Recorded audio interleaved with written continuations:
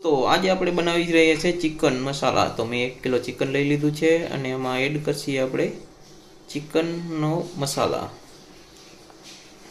તો 1 ચમચ નમક છે, આપણે મિક્સ કરશી આપણે આને। હવે બીજું એડ કરશી 1 ચમચ હલ્દી મિક્સ કરશી આપણે આમાં ચિકનમાં। આ ચિકન બને એટલે મજા આવે ખાવાની। 1 ચમચ મરચા પાવડર એડ કરશું। તો એડ થાય છે આપણો 1 ચમચ મરચા પાવડર। આ રીતના રેસીપી બનાવો તો આપણને ઘણી મજા આવે છે। જો 1 ચમચ ધનિયા પાવડર,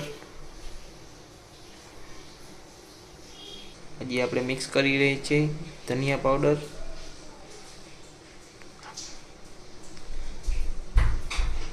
ધનિયા પાવડર છે। હવે આપણે એડ કરશું જીરા પાવડર। આ જીરા પાવડર એડ થયો છે। આ મસાલા અંદર મિક્સ કરીને આપણે માથે નાખીએ હજી 1 ગરમ મસાલા। આ તો આવે ચિકન મસાલા। જો કઈ રીતના બને છે આ રેસીપી। આ ચિકન મસાલા છે એડ થઈ ગયું છે।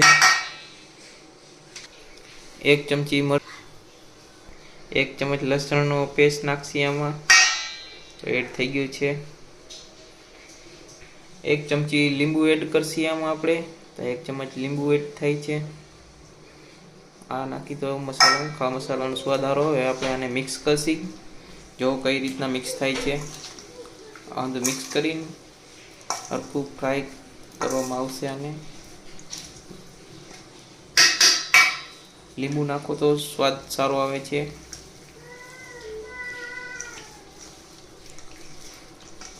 હજી થોડુંક મિક્સ થશે। મિક્સિંગ કરો, જાજુ મિક્સ કરી દેવાનું હરખું મસાલા એમાં અંદર ચડી જવા જોઈએ એ રીતના। ચિકનમાં મસાલા મિક્સ થઈ જાય ત્યાં લગી મહરવા પડે છે। જો કઈ રીતના મિક્સ થાય છે।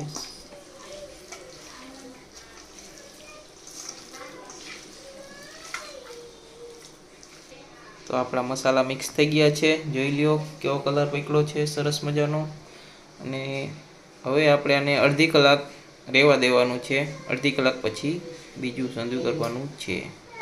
તો આપણે અડધો કિલો પ્યાસ લઈ લીધું છે। જે અડધી કલાક થાય તે પહેલાં આપણે પ્યાસ મોરી લઈ અને આ પ્યાસ આવી ગયું છે આપણો અડધો કિલો। તો ચાલો આપણે એને કટિંગ કરીએ। આપણી ડુંગળી કટિંગ થઈ રહી છે।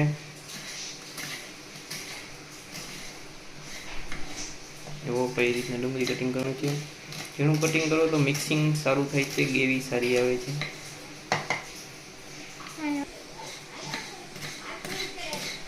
આ તો પાતળું કટિંગ કરવાનું છે। ઝીણું કટિંગ કરશો તો જેમ ગ્રેવી બનાવવામાં તમને મજા આવશે। સ્પીડ સારી થાય ગ્રેવીની।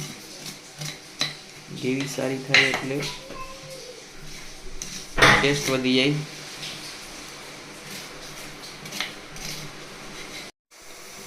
તો આપણા પ્યાજ કટિંગ થઈને રેડી થઈ ગયા છે। તો ચાલો હવે આપણે આગળ વિડીયો વધારીએ। પ્યાજને ફ્રાય કરવામાં આવશે। તો આપણી કઢાઈ હાંડી રેડી થઈ ગઈ છે। ચાલો તો હવે આપણે આમાં નાખીએ છીએ। ચાલો ઓઇલ ચાલુ થઈ ગયું છે નાખવાનું। ઓઇલ ગરમ થાય ત્યાં લગી આપણે મેં 2 પાવરા 3 પાવરા એડ કર્યા છે। તમારે જે મુજબ નાખવું હોય એ પ્રમાણે તમે નાખી શકો છો। તેલને થોડું ગુનગુનું થવા દેવાનું છે। પ્યાસ નાખીને ચેક કરી લેવાનું તેલ આવી ગયું છે। ચલો તો આપણું તેલ ગરમ થઈ ગયું છે। તો હવે આપણે એડ કરશું પ્યાસ એડ થઈ ગયું છે। આપણે પ્યાસ પૂરું પર એડ થઈ ગયું છે।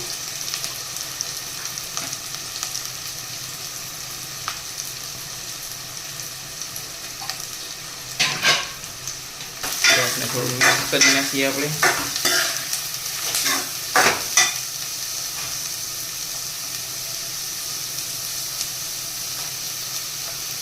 1 ચમચ નમક આપણે એડ કરશી પાસે જતા। આપણે મસાલામાં આમાં મિક્સ કર્યું હતું ચિકનમાં, પણ આમાં એડ કરવું જરૂરી છે।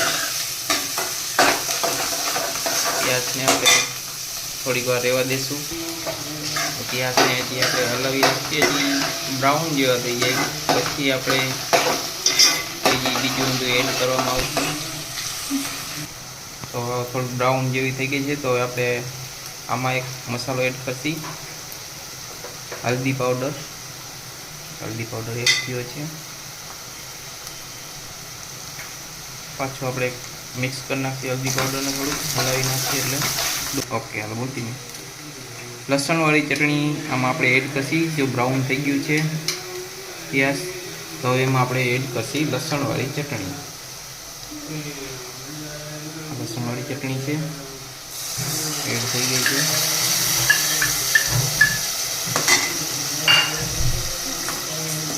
મિક્સિંગ કરવામાં આવશે. હરખી રીતના ડુંગળી ને લસણવાળી ચટણી મિક્સ, પ્યાજ ને ચટણી મિક્સ થઈ જાય ત્યાં લગી આપણે એને હલાવશું. જોવાનો કલર કેવો આવી ગયો છે, સરસ મજાનો. ખુશ્બુ પણ સારી આવે છે. ટેસ્ટ કેવો આવે એ આપણે પછી જણાવશું. બસ આવી રીતના થોડીક હલાવવાનું છે. પ્યાજ અને લસણવાળી ચટણી મિક્સ ન થઈ જાય ત્યાં સુધી. ધનિયા પાવડર થોડોક મિક્સ કરશી. ધનિયા પાવડર આપણો એડ થઈ ગયો છે. હલાવી ત્યાંથી થોડુંક ધનિયા પાવડર એડ થઈ ગયો છે. તો આપણું ચિકન અડધી કલાક થઈ ગઈ છે. તો હવે ચિકનને આપણે એડ કરશી. આપણા ચિકનમાં મસાલા એડ થઈ ગયા છે. હવે આનો ટેસ્ટ આવી ગયો છે. અડધી કલાક થઈ ગઈ છે. તો હવે આપણે આને આપણી ગ્રેવીમાં નાખવામાં આવશે. એડ થાય છે, આવશે મસાલા જોડે જે આપણી ગ્રેવી હતી ગ્રેવી સાથે મિક્સ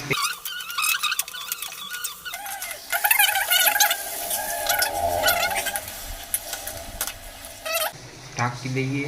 આપણે ગ્રેવીના મસાલા અંદર મિક્સ થાય છે ત્યાં બફાય ત્યાં સુધી આપણે એક સીબું ઢાંકી દઈશું એટલે વરાળ બફાઈ જાય. આપણું શાક ઉબલી રહ્યું છે, હજી તૈયાર થયું નથી. ફરી એકવાર ઢક્કન ઢાંકી દઈશું. એકવાર જોઈ લેવું જરૂરી છે. તો મેં પણ જોઈ લીધું છે. હવે પાછું ઢાંકી દઈ. રેસીપી તૈયાર થઈ ગઈ છે અને આપણે કોથમરી માથે છાંટી દીધી છે. ચાલો હવે ખાઈએ, ટેસ્ટ લઈએ કેવો ટેસ્ટ આવે છે.